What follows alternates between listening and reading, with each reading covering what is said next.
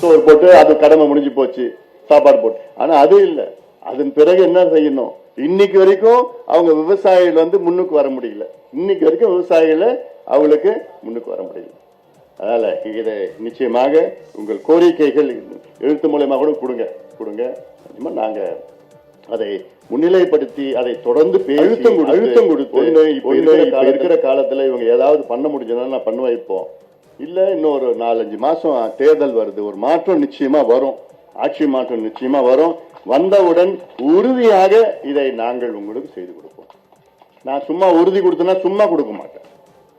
உணர்வுபூர்வமான பிரச்சனைகள் இதெல்லாம் உங்களுடைய வாழ்வு சம்பந்தமான பிரச்சனை, விவசாயிகள் உங்களுடைய வாழ்க்கை சம்பந்தமான பிரச்சனைகள் காலங்காலமா சொல்றாங்கல்ல. 300 வருஷமா இங்க விவசாயம் நடக்குது. 300 வருஷமா இங்க முந்திரி போட்டுட்டு இருக்கிறாங்க.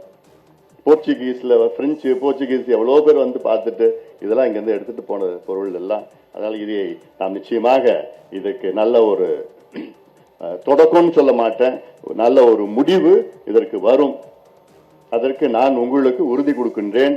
இதற்கு என்ன இந்த பிரச்சனைகள் சம்பந்தமாக தொடர்ந்து அறிக்கை மூலமாக, அழுத்தங்கள் மூலமாக, போராட்டங்கள் மூலமாக தொடர்ந்து வலியுறுத்தி இதற்கு உங்களுக்கு நல்ல ஒரு பல முடிவுகளை எடுக்க நான் ஊந்துகோலாக நான் இருப்பேன் என்று இந்த நேரத்தில் உங்களுக்கு நான் உறுதியளித்து உங்களை சந்திப்பதில் எனக்கு மிக்க மகிழ்ச்சி. இந்த சந்திப்பை ஏற்படுத்திய நம்முடைய மாவட்ட செயலர் ரவி உள்ளிட்ட அனைத்து நிர்வாகிகளுக்கும் என்னுடைய வாழ்த்துக்கள், பாராட்டுக்களை தெரிவிக்கின்றேன். நிச்சயமாக தைரியமாக இருங்கள், தைரியமாக செல்லுங்கள். என்னுடைய இந்த நடைபயணத்தை தொடர்ச்சியாக மாலையில பண்ருட்டியில அந்த நடைபயணம் மேற்கொள்ள அங்க ஒரு கூட்டம் பேசுறதுக்கு அங்கே எல்லாமே வாங்க. அங்க கோரிக்கைகள் நீ அங்கேயும் பேசலாம், அங்கேயும் வாங்க. இது நமக்குள்ளே இங்க தெரியுது. அங்க வந்து எல்லாம் பொதுமக்கள் நிறைய பேர் வருவாங்க.